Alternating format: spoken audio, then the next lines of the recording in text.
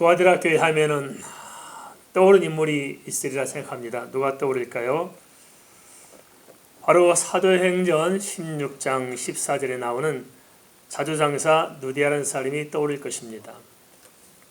누디아는 두아드라 출신으로서 빌립보에서 두아드라에서 생산되고 있는 자유세 옷감을 팔면서 살다가 바울 사도를 만나서 예수 믿게 되고 또 제자가 되어서 빌립보 교회를 세우는 중추적인 역할을 감당한 그런 인물입니다. 두아드라는 당시 값비싼 자주 염색 산업이 발달되었습니다. 다른 색깔보다도 그 자색이 굉장히 좀 고급스럽고 그래서 산업을 일으켜 세우는데 큰 중추적 역할을 했을 것입니다. 그런데 계시록 17장 4절 보니까 적그리스도 역시 마찬가지로 무슨 색의 옷을 입냐면은 자주색과 붉은색 옷을 입었다고 이야기하고 있습니다. 이것을 통해서 우리가 유추할 수 있는 것은 뭐냐면 자주색과 붉은색은 아무나 입는 것이 아니고 비싼 옷감이기 때문에 실질적인 금권이나 또는 어떤 정치인 권력을 가진 실세자들이 개주로 선택한 그런 색상 옷이라는 것을 알 수 있습니다. 그래서 이것을 통해서 보면 이렇게 그런 강력한 어떤 금권을 가지고 또 정치의 세력을 규합해 나가면서 보는 사람으로 하여금 적그리스도를 숭배하도록 만드는 그 극단의 끝에 뭐가 있냐면은 바로 영육표가 있다는 것입니다. 이런 것을 볼 때 자유색 물감이 얼마나 귀하게 취급받는가 하는 것을 알 수 있을 것입니다. 그런가 하면 두아드라에는 구리 세공업도 발전됐고 가죽 제품을 생산하는 일도 발전됐고 여러 가지 그런 산업들이 발전됐습니다. 이런 점은 좋은 점들인데 우리 신앙생활과 연계해서 무엇이 문제냐, 그것은 이런 여러 가지 업종들이 다 있다 보니까 업종들끼리 이렇게 조합이 구성되죠. 우리도 그런 게 있지 않습니까? 각 직업별 조합이 다 구성되어 있습니다. 이런 업종별 조합이 구성되어 있는 게 그럼 뭐가 문제냐? 좋은 일이지. 그런데 실제는 어떤 문제 생깁니까? 그런 조합들이 구성되어 말미암아서 이제 조합의 일에 참여하게 돼야 됩니다. 먹고 살기 위해서는 조합이 시킨 대로 해야 되고 따라가야 되고 하는 문제가 생기는 것입니다. 그런데 이것이 구체적으로 교회 안에서 어떤 문제를 야기시키느냐? 이제 교회 행사나 또는 교회 신앙생활과 우리 신앙생활과 이렇게 그들의 그 조합에서 하는 것과 이런 것들이 서로 상충되기 때문에 문제가 발생합니다. 주로 이 조합 행사들은 신전에 가서 함께 제사하고 신전의 일들에 참여함으로써 그 조합의 어떤 핵심적인 일들을 끌어가게 되어 있습니다. 다 보니까 어떤 조합이 상관없이 다 당시에 유명한 신전들, 우상숭배한 신들과 코를 깨가지고 그 신전 중심으로 조합이 모이니까 이 교회와 신전과는 서로 다른데 거기에 매여 있다 보니까 크리스찬들에게도 문제가 생기기 시작합니다. 그런데 그런 신전 행사가 뭐냐 보면 가서 우상에게 제사를 드리고 또 당시 제사의 특징 하나가 뭐냐면 음행하는 겁니다. 그 신전에 있는 사람들하고 그래서 이렇게 넘점을 선을 넘어가면서 별짓들 다 하는 거예요. 이렇게 그것을 이렇게 당연시하는 그런 문화가 당시 시대에 있었습니다. 요즘도 우리가 사회생활을 하면서 믿음을 지키는 것이 만만치 않을 줄 압니다. 얼마나 어렵겠습니까? 특히 사업하는 사람들 좀 힘들지 않겠습니까? 요즘은 좀 많이 이렇게 우리가 좀 개선됐습니다만 예전만 하더라도 일단 거리 틀려면은 가서 술집에서 진탕 술 마시고 갈 때 못 갈 때 다니면서 딱 그래야만 뭐 이게 오다노 따고 그러잖아요. 이게 그 더럽고 추잡한 일 다 해가면서 먹고 살려고 하는 것들. 그런데 당시도 마찬가지로 그런 조합이라는 것이 바로 그런 일들 조장하면서 결국 어디 갑니까? 그 신정으로 연결돼서 그렇게 우상에 빠뜨리고 그래서 그것을 당연하게 받아들여야만 서로 이렇게 관계가 형성되고 또 그래서 이득을 취할 수 있는 그런 사회적 구조가 있기 때문에 얼마나 생활하기 이렇게 힘든지 성도들이 세상에 살기가 힘든지 말할 수 없어서 그렇습니다. 요즘도 우리가 보면 쉽게 접하는 게 또 하나 있죠. 이렇게 대체적으로 뭐 공통적으로 한국 사회는 제사가 만연해가지고 설 명절이나 추석 명절 때 보면은 그래서 믿는 사람 안 믿는 사람이나 집안끼리 모이면 의례강 그 제사하는 것들 때문에 참 곤혹을 많이 치르게 됩니다. 그래서 그 사회 어떻게 할 것인가? 제사에 참여하면은 온 집안끼리 유대관계 잘 형성돼 좋고 제사 참석하지 않으면 또 마찰이 일어나고 신앙과 이 세상의 풍속 사이에서 우리가 끊임없는 마찰을 겪게 됩니다. 우리가 신앙생활 한다는 게 참 이래서 참 보면은 단순하지 않을 것입니다. 다들 그런 어려움 가운데 겪다가 이렇게 주일에 오시는 거 아니겠까요? 그럼 이러한 우리가 신앙생활을 해야 되는 이 환경 속에서 어찌 해야 할 것인가? 어떻게 도대체 우리가 바로 처신해 나갈 수 있는 것인가? 이런 고민이 있을 텐데 그 점을 우리가 도화대학교를 통해서 좀 살펴봤으면 좋겠습니다. 신앙을 지키고 살려면 나라 끝일 수 없는 갈등에 직면하게 됩니다. 이럴 때 중요한 것은 무엇일까요? 실제 우리도 그런 문제 좀 겪고 있지 않습니까? 근데 이럴 때 정말 중요한 게 뭐냐는 것입니다. 어떻게 해야 할까? 그것은 다른 것이 아니고 본질에 집중하는 것입니다. 본질 자체에 집중하는 것입니다. 뭐에 집중하자고요? 네, 그렇습니다. 예수 믿고 살기 위해서는 그만큼 포기해야 할 것도 많습니다. 우리가 하나를 선택한다는 것은 다른 것을 포기한다는 것입니다. 그런데 우리가 포기하지 않고 예수를 믿으려고 합니다. 그러니까 예수 열심히 믿고 세상에서도 좀 열심히 욕심을 챙기고 싶고 같이 이렇게 버무려 가려 하는 그것들이 실질적으로 우리에게 고민을 가져올 것입니다. 근데 성경 뭐라 말씀하시냐? 마태복음 16장 24절에서 예수님께서는 주님을 따른 조건을 분명히 선에 그어놓습니다. 그게 뭐냐? 자기 십자가를 지고 주님을 따르라고 말씀하고 있는 것입니다. 그러니까 우리의 생각은 전혀 다릅니다. 우리는 그냥 주님이시고 주님께서는 그냥 맨바닥에 맨발로 그냥 그 자갈밭을 가시밭을 걷고 계실지라도 우리는 그 옆에다 융단을 깔고 걷고 싶잖아요. 같이. 그런 신앙생활을 하고 싶어 합니다. 그러나 그렇지 않습니다. 주님께서는 그걸 걷어서 버리고 주님 가신 그 자리에서 함께 걷기를 원하시는 것입니다. 그래서 마태복음 7장 13절에 좁은 문으로 들어가라고 말씀하고 있습니다. 근데 여기서 갈등이 오지 않겠습니까? 우리는 좁은 문이 아니라 넓은 문으로 편하게 예수 믿고 싶은데 왜 이렇게 도대체 자꾸만 좁은 문을 찾고 있느냐? 이게 복잡합니다. 생각들이. 그래서 우리는 적당히 좀 타협할 것을 찾아내려고 하고 있고 그 내가 타협하고 내가 생각한 그 안에서 안주하면 된다는 생각을 갖고 신앙생활을 할 수 있을 것입니다. 이것을 가리켜 흔히 하는 말로 세속주의입니다. 세속주의. 이런 두아디라 교회에 주님은 어떤 모습으로 등장할까요? 성경 말씀 보니까 18절에 눈이 불꽃 같다고 말씀하시고 발은 수석 같은 물으로 등장하고 계십니다.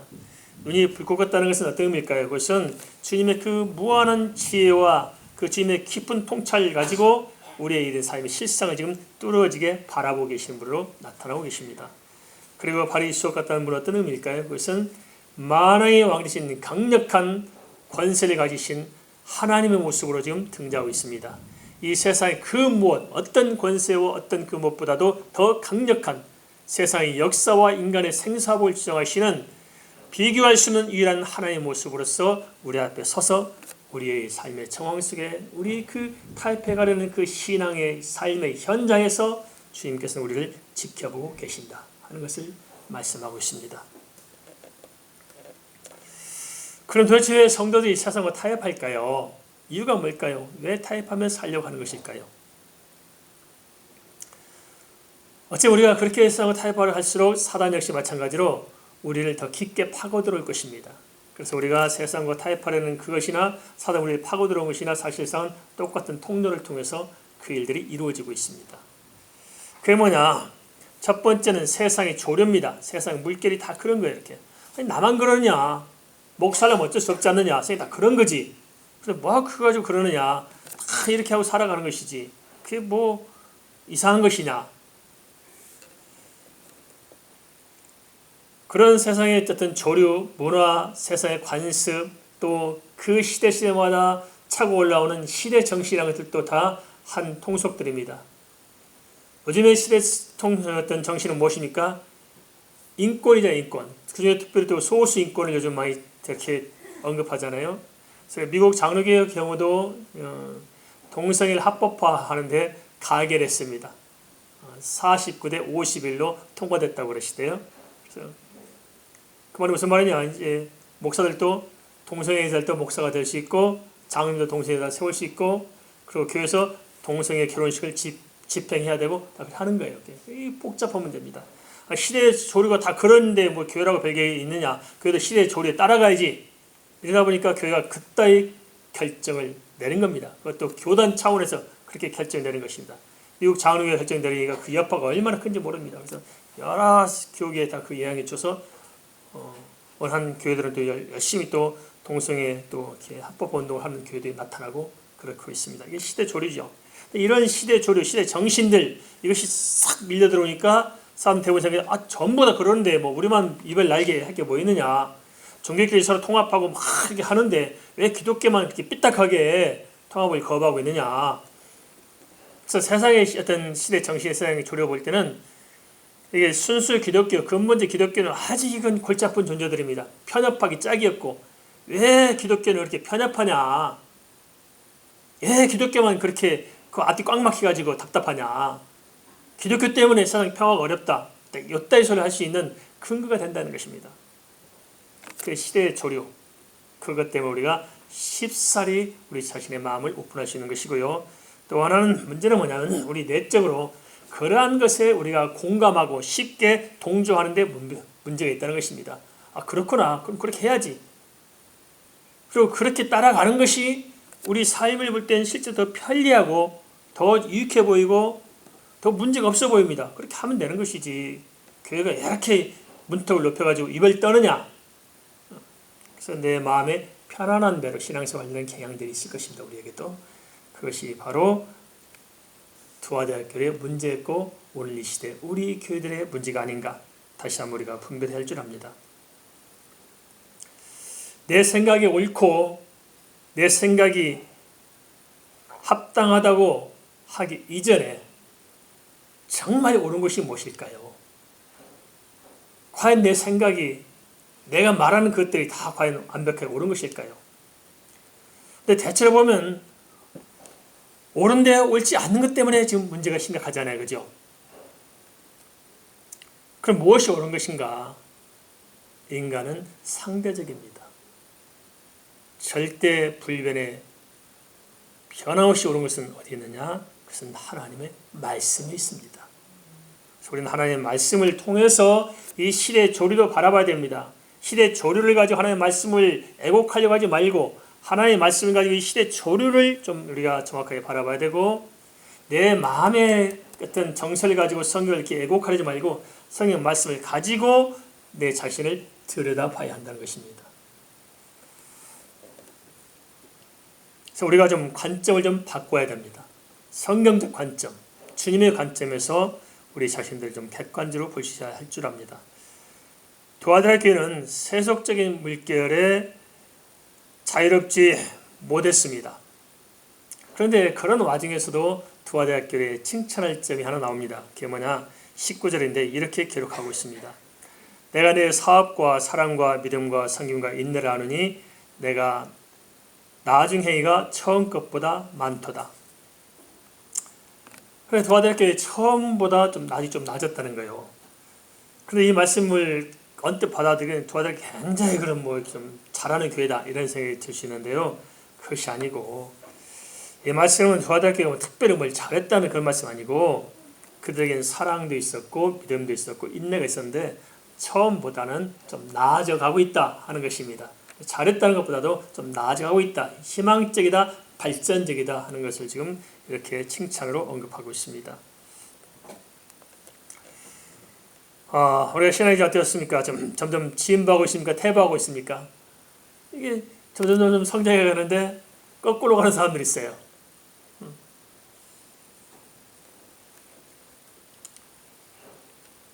요한계시록 2장 4절 보니까 에베소 교회는 주님을 향한 그 첫사랑, 초심을 잃어버린 교회로 책망을 받고 있는데요. 어쨌든 두아디라 교회는 그래도 좀 이렇게 성장해 가고 있는 것에 있어서 좀 이렇게 칭찬을 받고 있습니다. 문제는 뭐냐? 성장해 가고 있는 것은 있는 것이지만은 전체적으로 바라볼 때는 뭐가 있냐? 혼합주의에 빠져 있다는 것입니다. 이게 문제 아니겠습니까? 우리 한국교회도 그렇습니다. 이렇게 교회들이 좀 이렇게 성장해 가는 것 같지만 전체적인 것을 바라볼 때 지금 우리 한국교회가 서 있는 자리가 어디고 세계교회가 서 있는 자리가 어딘가 하는 것을 볼 필요가 있습니다. 조금 작은 한 부분에 있어서 조금 성장한다고 되는 것이 아니고 전체에서 지금 어디에 있는가 하는 것이 중요하다는 것입니다.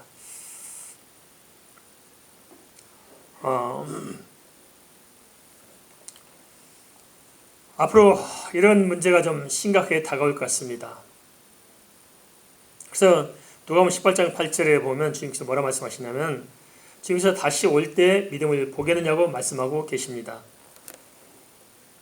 교회들이 이렇게 조금 어떤 교회에 따라서 좀 이렇게 성장한다고 해서 되는 것이 아니고 전체 흐름을 볼 때 지금 어디로 흘러가고 있느냐 하는 것을 잘 볼 필요가 있다는 것입니다. 현재의 상황도 우리가 잘 주시해 볼 필요가 있지 않나 싶습니다. 그런데 희한하죠. 기독교가 흘러가는 것을 보면은 참 주님의 말씀이 이렇게 안타깝지만 성취되고 있다는 사실들을 목도하게 됩니다. 불교는 달마가 동쪽으로 간 까닭이 그렇게 하고 들고 나오잖아요. 뭐냐면 그 불교의 그것이 전파가 동쪽을 향해서 이렇게 전해져 갔다고 이렇게 생각하고 있습니다. 그런데 우리 기독교는 복음이 서진 루트를 타고 왔다고 생각하잖아요. 서쪽으로 이렇게. 근데 사실 우리 기독교 복음은 서쪽으로 전파됐지만 사실 동쪽으로 전파되어서 이렇게 여기까지 미치고 있는데 동진서진을 함께 했는데 기독교 역사에 기록된 것은 서진 쪽으로만 이렇게만 기록되어 있었습니다. 그걸 살펴보도록 그렇습니다. 처음 이렇게 예루살렘에서 시작됐던 복음이 터키를 중심으로 우리가 요한계시에 나오는 소아시아 교회들 중심으로 이렇게 복음이 확산됐습니다. 저는 이제 중심 센터가 터키인데요. 그런데 묘하게도 그렇게 생명받자 복음 전했던 그 소아시아 지역이 지금은 완전히 이슬람으로 바뀌어가지고 이슬람의 센터들이 되어 있습니다. 그쪽들이 다 사라지고요. 기독교는 문화만 남아있지 사실은 기독교는 완전히 소멸되다시피 다 끝나고 있습니다.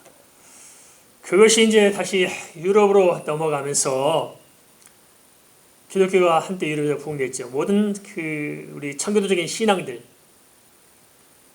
칼빈이나 루터나 다 유럽에 의해서 다시 또 종교가 또 회복되고 크리스찬의 정신이 회복되면서 이렇게 복음이 왕성히 일어났고 정말 주님의 말씀이 있게 풍성해서 교회를 세웠던 그 역사가 있었습니다만은 지금 현재 유럽은 또 다 자유주의 물결을 타고 올라가고 있고 진짜 기독교적인 그 순수했던 신앙은 찾아보기가 어렵게 됐습니다.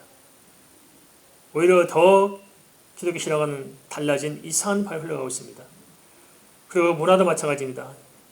오히려 유럽에서는 함부로 복음 전했다가는 신고당할 수 있습니다. 길거리에서 예수 믿으라고 소리 한번 쳤다가는 또 이게 또 범죄로 취급당해가지고요. 아주 곤란히 겪게 됩니다. 그래서 이렇게 다 무너지게 됐죠.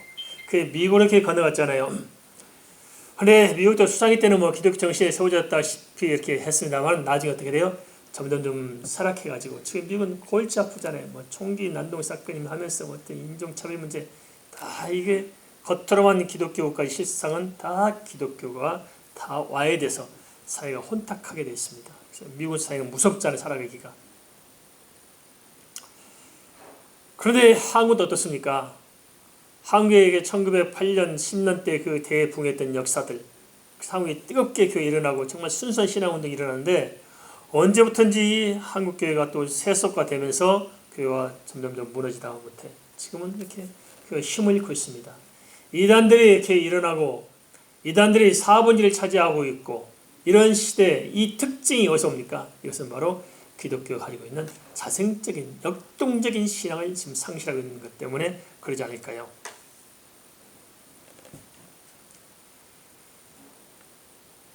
나가서 중국도 비슷해져 가고 있습니다.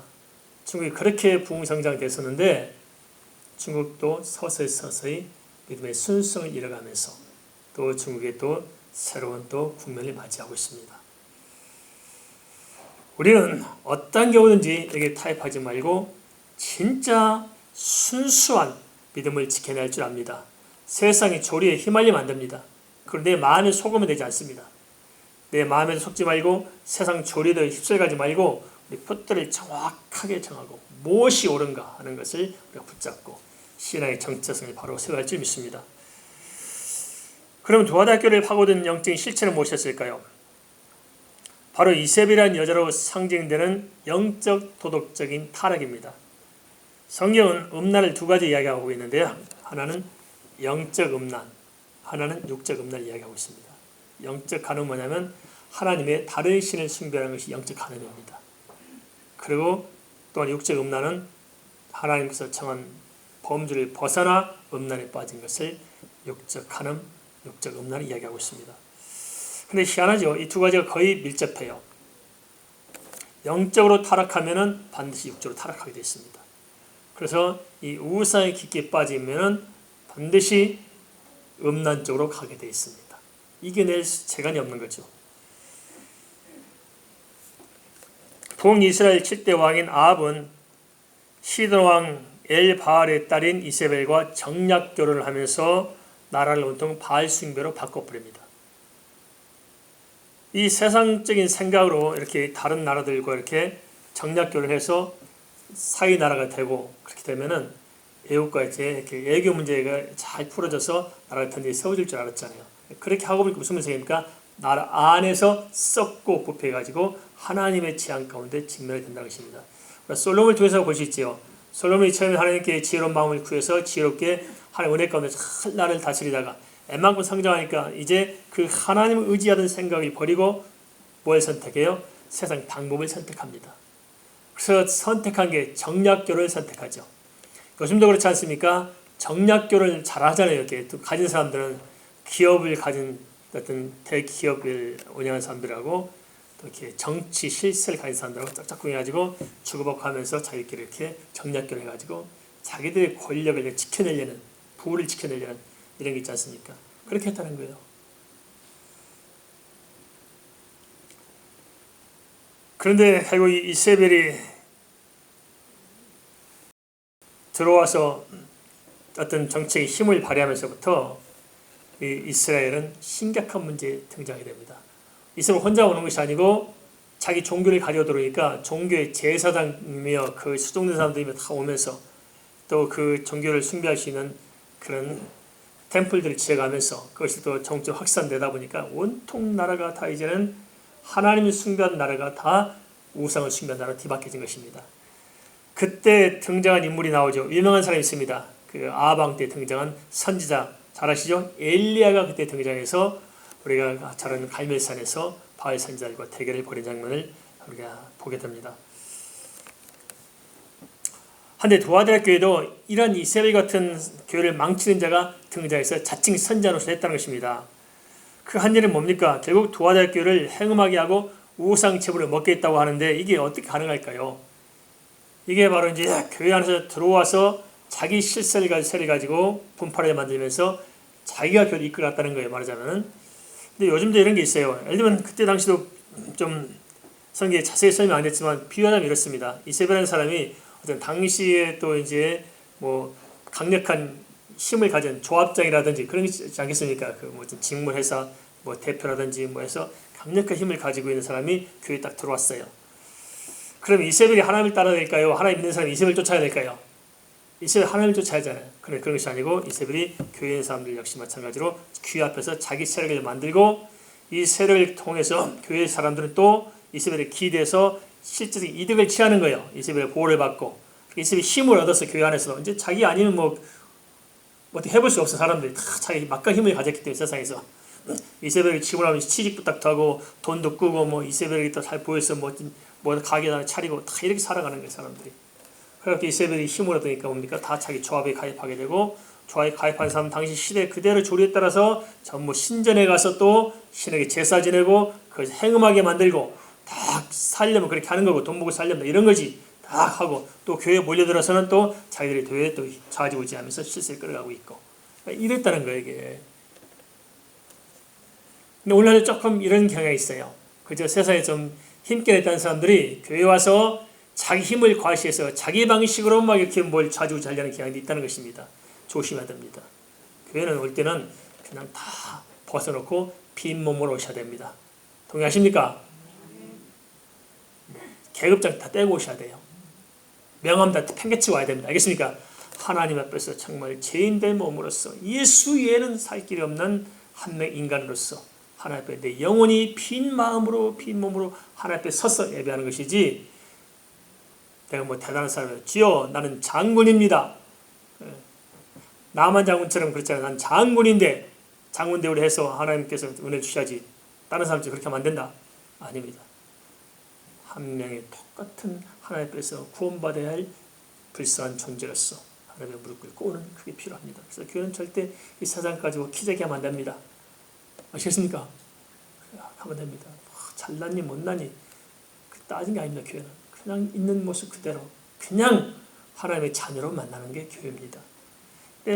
이세벨 여자가 그걸 깨뜨리고 자기 행세를 했다는 거예요. 그래서 사람들이 그게 더 좋게 여기고 싹 말려가다 보니까 교회가 완전히 이게 하나님의 말씀은 설전이 없어지고 그런 세속적에서 물에 들어있다는 것입니다. 오늘날 이런 문제가 교회마다 있습니다. 이것이 참 감춰져 있어서 그렇지 정말 심각한 문제들입니다. 이런 것이 뭐냐면 나중에 결국은 교회를 파당짓게 만들고요, 파벌화시키고 영적 권위를 이렇게 빼앗아가게 만들고 성도의 영혼을 이렇게 혼란에 빠뜨리는 문제가 될 수 있습니다. 데살로니가후서 2장 1절 2절에서 분명히 짚어주고 있습니다. 이 교회에 다가오는 도전 중에서 사단의 거짓들 이것에 대해서 뭐라 말씀하면 두 가지 이야기하고 있는데 하나는 뭐냐면은 이 거짓 능력입니다. 거짓 능력. 요즘도 거짓 능력이 많이 속지요. 신사도주의, 요즘 신사도 운동이 한국이 좀 대세로 몰아가고 있거든요. 신사도 운동하는 교회들 많습니다. 이렇게 쫄깃하게 막 직통계시가 있고 뭐 주께서 말씀하시니라고 탁 선포하고 대단해 보입니다. 뭐 사도를 세운다, 뭐 직통계시가 떨어지고 뭐 병이 낫고 뭐 한다. 뭐 또 그와 유사하지만 또 뭐 이빨이 금리빨 된다, 뭐 별짓들 다 해. 이게 거짓 능력들, 그걸로 사람을 현혹한 것입니다. 또 하나 문제가 뭐냐면 거짓 복음들, 유사 복음들, 사람의 마음을 어떤 채워주는 것으로 족하지 사람을 변화시키지 못하는 싸구려 복음들, 유사 복음들, 그게 심각한 문제로 다가오고 있습니다. 그렇죠. 우리는 선명해야 됩니다. 교회의 힘은 어디서 오느냐? 이런 세속적인 타협한 데서 오는 것이 아니고 철저히 성령께서 교회를 주관하시고 성령께서 은혜를 부어주시고 하나님 우리와 함께하는 데서 성령의 능력이 나오는 것이고 교회의 힘이 나오는 것입니다. 그걸 우리가 회복해 나가야 됩니다. 그런데요, 진짜 문제는 뭐냐면 이런 상황에서 회개하지 않는 것입니다. 지금 회개를 요청하잖아요. 사람이 약해서 실수할 수 있습니다. 쓰러질 수 있습니다. 그러면 회개하고 돌이켜야 되는데 돌이키지 않고 내가 옳다고 딱 주장하고 고집 부린다는 것입니다. 아닙니다. 옳은 것은 내가 아니고 하나님 말씀만이 옳습니다. 동의하십니까? 하나님만이 옳으세요. 그걸 인정하고 넘어졌으면 회개하고 일어서서 회복해 나가야 되는데 그 자체를 안 하는 게 문제입니다. 그래서 범죄도 문제지만 회개하지 않는 것은 더 큰 문제일 수 있다는 것입니다. 그런데 왜 회개하지 않을까요? 대부분 사람 보면 그렇습니다. 참 답답한 게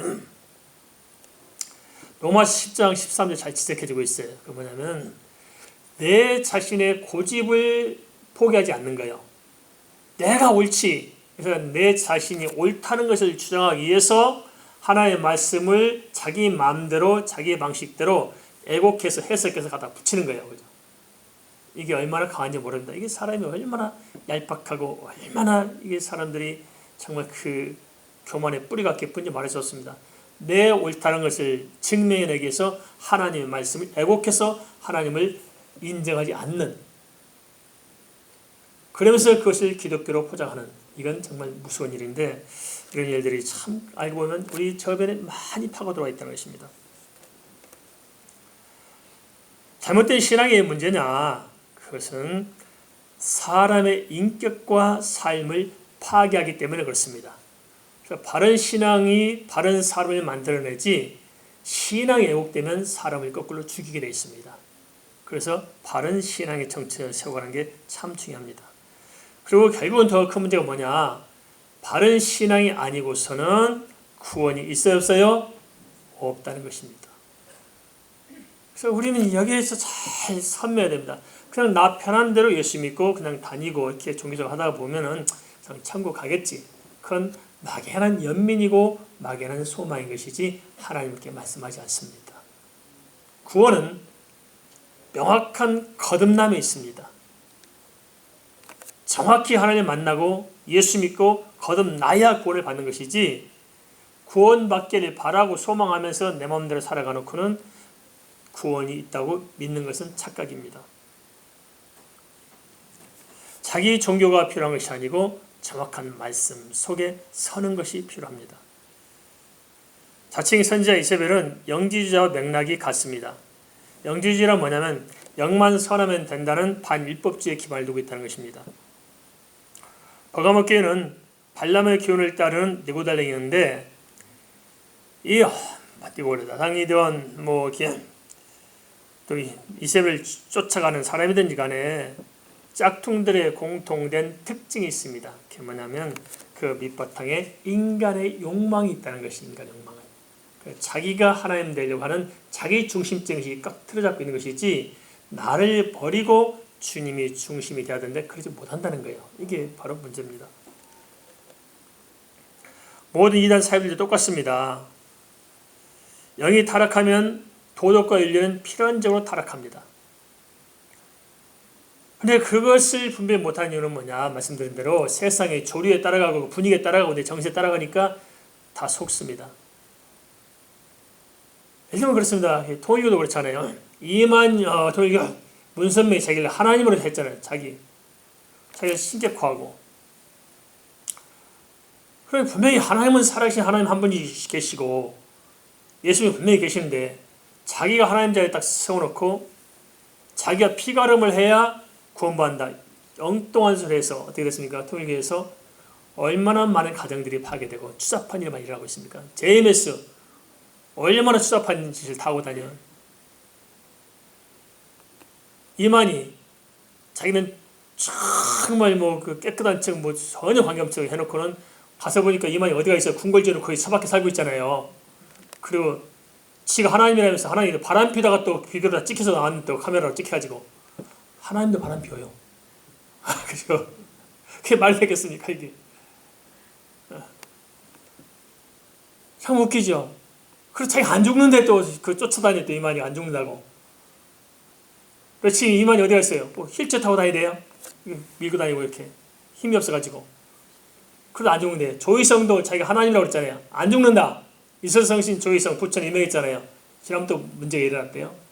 안 죽는다 엉뚱소리 했는데 알고 보니까 그 놈들이 자기한테 반대하면 사람 갖다가 땅에다 묻어가지고 죽이고 별짓 당하잖아요. 이렇게. 그런데 저는 죽었어 안 죽었어요? 죽었어요. 그런데 정신 못 차리고 조희정 패거리 아직도 남아있고 전도관 패거리 아직도 남아있고 통일교 패거리 아직도 남아있어요. 이만희도 죽어서 썩어도 안 죽고 또 딴소리 해대면서 또 이만희 패거리가 남아있을 거예요. 그래서 이게 잘못된 신앙은 반드시 그 사람의 인격과 삶을 무참하게 뒷바울려 놓고 결국 하나님 편에서 멀어지게 만들어 놓습니다. 그래서 우리가 잘 봐야 되는 극단적인 예지만은, 그래서 우리 역시 마찬가지로 잘못된 신앙을 우리가 추구하면서 타협해 가면 그것이 결국 우리에게 유익해요? 어려움을 가져줘요? 어려움을 가져준다는 것입니다. 그걸 잘 한번 분별하자는 것입니다. 성경은 율법주의를 말하지 않습니다. 율법주의는 뭡니까? 율법을 지키는 그 행위로 말미암아서 구원을 얻을 것처럼 생각하는 것입니다. 그걸 성경 말하지 않아요. 그렇지만 성경 또한 반율법주의를 말하지 않습니다. 한번 열심히 구원받으니까 멋대로 살아도 구원은 믿음이니까 믿음으로 구원받는다. 그것도 성경에서 말하고 있지 않다는 것입니다. 우리가 예수 믿고 구원받지만은 구원받는 믿음은 반드시 행함이 따르게 되어 있습니다. 행함은 증거입니다. 그리고 예수 믿었으면 반드시 하나님의 말씀을 지키며 살도록 했습니다. 하나님께서 방종하며 살라고 했을까요? 주의 말씀을 따라하고 있을까요? 주의 말씀을 지키며 따르도록 요청하고 있습니다. 그것이 당연하고 정상적인 신앙인 것입니다. 만약 회개하지 않으면 침상에 던진다고 했습니다. 그것은 뭐냐면 병을 말하고 있습니다. 그 다음에 환난을 겪게 되고 자녀를 죽임 가운데 던진다고 했습니다. 이게 무슨 말입니까? 영적인 후대가 정말 이렇게 회복되기 힘든 것을 암시하고 있고요. 네 번째는 은혜가 소멸될 것이고, 결국은 뭡니까? 행위대로 심판받는다고 말씀하고 있습니다. 우리 믿는 사람은 행위대로 심판받아요? 믿음으로 구원받아요? 믿음으로 구원받는 거죠. 그런데 그렇게 살아가는 사람들은 믿음이 없기 때문에 행위대로 뿌린 대로 심판을 받습니다. 이게 무서운 일입니다. 14세기 중엽에 유럽에 흑사병이 돌았잖아요. 그때 인구의 5분의 2가 죽었어요. 5사람 중에서 2사람 죽었거든요. 얼마나 엄청난 재난이었습니까? 그러면 그 이후에 또 14세기 중반 이후부터는 또 100년 전쟁이 있었잖아요. 그래서 얼마나 많은 사람이 죽었어요. 그 다음에 또 십자군 전쟁에 포함해서 또 얼마나 많이 또 이렇게 또 비참하게 죽었습니까? 그런데 그때 당시 정말 보면 엄청나게 타락했었습니다. 타락한 정도가 말이 안 했죠. 영적으로 타락했어요. 왜냐? 그때 당시 교황권이 부패해가지고 가톨릭 교황권이 부패할 대로 부패해가지고요. 썩을 대로 썩었었어요. 그때 당시. 교황권 돈을 주고 사고팔이고 한다든지 성에 못 읽게 차단시킨다든지 하여튼 종교란 이름으로 타락한 것은 다 집합해있던 아주 잔혹한 타락한 시대였습니다. 그렇게 영적으로 타락하다 보니까 어떤 문제가 생겼습니까? 도덕적으로도 윤리적으로도 엄청 타락한 거예요. 그래서 그 사제관을 중심으로 일어나는 더럽고 추잡한 일들이 얼마나 많은지 말할 수 없습니다. 그것을 기록한 책이 뭐냐면 데카메라는 책이 있습니다. 중세에서 이렇게 흑사병이 돌 때 모여 앉아가지고 이야기하는 그 100가지 이야기 나온 걸 이렇게 데카메론. 그래 보면 하나같이 그 시대의 타락이 얼마나 극한 모습인지를 적나라하게 이렇게 지어놓고 있습니다. 그러니까 영적으로 타락하면 이 도덕 윤리적인 완전히 타락하게 됐습니다. 그것이 하는 제일 경조를 준 게 뭐냐면 바로 그때 당시 흑사병을 쓸고 가면서 새로운 시대를 열어가잖아요. 이렇게 오늘 가만히 생각해 보세요. 이렇게 노아 홍수 이후에 전 세계 이렇게 전체적으로 주신 재앙이 우리가 받는 코로나 말고 또 있었습니까? 없었어요. 흑사병도 당시 유럽을 중심으로 그때 거기에 있었지 나머지는 괜찮았다고요. 그 타락의 본부였던 그곳에 흑사병이 있었지 나머지는 괜찮았어요.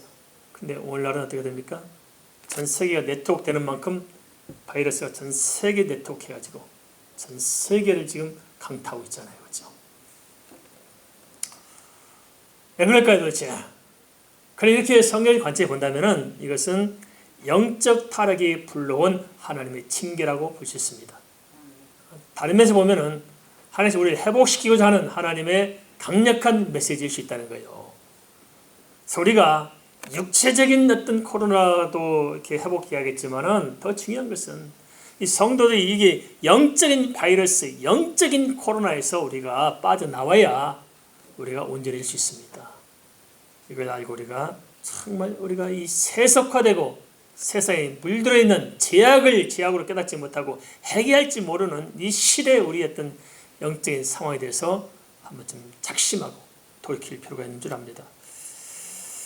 그런데 문제는요, 그 심각성을 느끼지 못하는 것입니다. 24절도 그렇게 말씀하십니다. 두아디라에 남아있어 이 교훈을 받지 아니하고 소위 사탄의 기쁜 것을 알지 못한 너에게 말하오니 다른 짐으로 너에게 지울 것은 없노라. 어떤 의미일까요? 사탄의 역사인지 모르고 살아가는 그 자체가 곧 저주란 것입니다. 다른 저주가 아니고 내가 정말 예수를 똑바로 못 믿고 살아가면서 그 사단에 붙들려 살아가면서 그걸 깨닫지 못하고 거기에 빠진 자체가 곧 저주란 것입니다. 다른 짐을 질 필요가 없을 만큼 저주란 것인데 왜 그럴까요? 그것은 마지막 심판이 다가오기 때문에 그렇습니다. 이 땅에서 괜찮다고 괜찮은 것이 아니고 우리의 영원한 세계가 하나님의 심판에 던져질 것이기 때문에 주 앞에 범죄하고 타협하며 세속적인 신앙을 가지고 살아가면서도 깨닫지 못하는 자체가 그 자체로만 해도 그것은 큰 하나님의 심판입니다. 이걸 우리가 좋게 좀 깨달았으면 좋겠습니다. 두아디라교회 주님께서는 마지막으로 이렇게 권면합니다. 있는 것을 굳게 잡으라. 뭘 굳게 잡으라고 말씀하셨을까요? 두아디라교회 그나마 붙들고 있는 믿음과 사랑과 인내, 그 주의를 붙들고 살라고 말씀하고 있습니다. 우리가 이렇게 다른 사람들 영혼을 위해서 전도하잖아요. 근데 전도할 때 얻는 이유가 있어요. 내가 먼저 은혜를 받고 내 영혼을 바로 세울 수가 있어요. 그래서 우리가 정말 가지고 있는 주 앞에 붙들어야 할 우리의 것들, 내가 소중히 여기는 그나마 내게 있는 하나님 보기 아름다운 것들을 잘 붙잡고 가십시다. 그리고 주님께서 뭐라 말씀하시냐면은 이기는 자는 만국을 다스리는 권세를 주신다고 약속하고 있습니다. 이 만국을 다스릴 권세가 무엇입니까? 이것은 바로 세상을 이길 영적 권세를 말씀하고 있습니다. 우리 세상을 뭘 이길까요? 내 힘으로 이길 수 있는 것이 아니고 우리가 철저히 하나님 앞에 회개하고 하나님 앞에 내 영혼이 다시 회복될 때 그 영혼에 부어주시는 하나님 은혜가 있고 거기에 부어주신 하나님의 은혜에 합당한 권세가 있어서 그 권세로 우리가 세상을 이길 수가 있는 것입니다. 그래서 있는 자는 받아서 풍성하게 되고 없는 자 있는 까지 뺏길 수밖에 없는 상황입니다.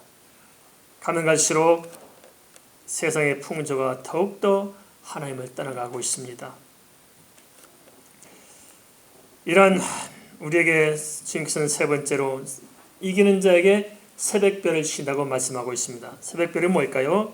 그것은 요한계시록 22장 16절에 예수 그리스도만이 새벽별입니다. 그것을 말씀하고 있습니다. 이긴 자에게 새벽별 준다는 무슨 말이냐? 하나님께 있는 뭔가를 하나 주는 것이 아니고 하나님이신 예수 그리스도 당신이 바로 우리에게 오신다는 것입니다. 어떻게 좋을까요? 예수님께 있는 곳간에 있는 사라방에 있는 뭐 하나 꽃감 하나 먹는 게 좋아요? 예수님 자체가 우리 아버지 되는 게 좋아요? 예, 그렇습니다. 바로 이걸 말씀하십니다. 하나님께서 친히 우리와 함께 하는 것을 약속해 주고 계십니다. 대체로 오는 성도들이 은혜가 소멸되고 회복하지 못하는 경우가 참 많습니다.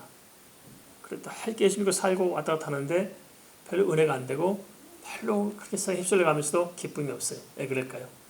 내 안에 깊숙이 박혀있는 이 세속적인 것들이 나를 감싸기 때문에 그렇습니다. 그걸 다 해결하고 내 심령이 깨끗하고 정결할 때 다시 주께서 은혜를 부으신 것입니다. 오늘 우리에게 필요한 것은 그것이 아닐까요? 이 세상에 뭘 이길까요? 다시 그 은혜를 회복해서 승리하는 우리가 되기를 주의 이름으로 축원을 드립니다.